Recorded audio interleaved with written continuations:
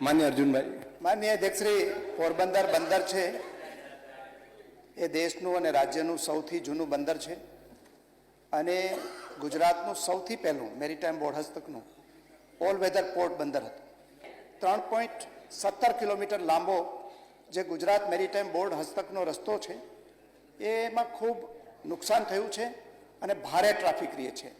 આખા જે જેટી ઉપરનો ટ્રાફિક છે એ બધો આ જ રોડ ઉપર જાય છે.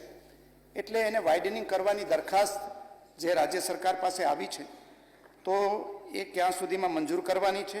અને એની સાથે સાથે માનનીય અધ્યક્ષશ્રી, આની એક બીજો જે ફાટો છે એ ડેક બ્રિજ કહેવાય છે. એ ડેક બ્રિજ લગભગ 125 વર્ષ જૂનો ડેક બ્રિજ છે. તો એની પેરેલલ પણ 4 માર્ગી બ્રિજ બનાવવા માંગો છો કે કેમ? માન્ય અધ્યક્ષશ્રી, માન્ય સભ્યશ્રીને જણાવું તો રાજ્યના પશ્ચિમ કિનારે સૌરાષ્ટ્રના પોરબંદર ખાતે આવેલા all weather port Porbandar Gujarat maritime board દ્વારા 1978થી આ રસ્તાનું સંચાલન કરવામાં આવે છે. માન્ય અધ્યક્ષશ્રી, પોરબંદર પોર્ટ દ્વારા આશરે 94,50,000 મેટ્રિક ટન કાર્ગો છેલ્લા 5 વર્ષમાંથી હેન્ડલ કરવામાં આવેલ છે અને રાજ્ય સરકારને ગુજરાત મેરીટાઈમ બોર્ડ દ્વારા સંચાલિત બંદરથી 100 કરોડ જેટલી રેવન્યુ પ્રાપ્ત થયેલ છે. આ દરખાસ્ત હેઠળના પોરબંદર ઓલ વેધર પોર્ટનો રસ્તો વર્ષ 1961માં 2 લેન બનાવવામાં આવેલ. ત્યારબાદ આ રસ્તાને રાજ્ય સરકાર તથા ગુજરાત મેરીટાઈમ બોર્ડ દ્વારા જાળવણી કરવામાં આવે છે.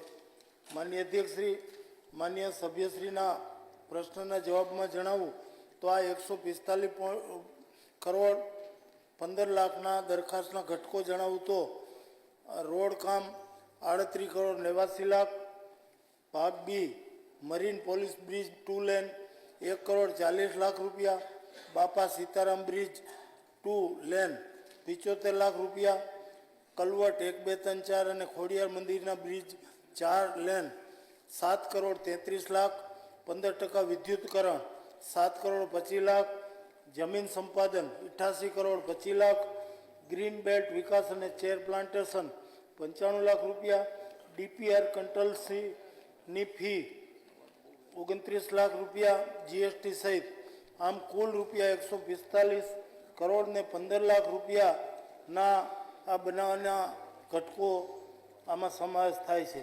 માન્ય અધ્યક્ષશ્રી, જૂના ડેક બ્રિજની જગ્યાએ સમાંતર નવો બ્રિજ બનાવવાની માંગણી અન્વયે દરખાસ્ત તૈયાર કરી નવો બ્રિજ બનાવવાની કામગીરી હાથ ધરવામાં આવનાર છે.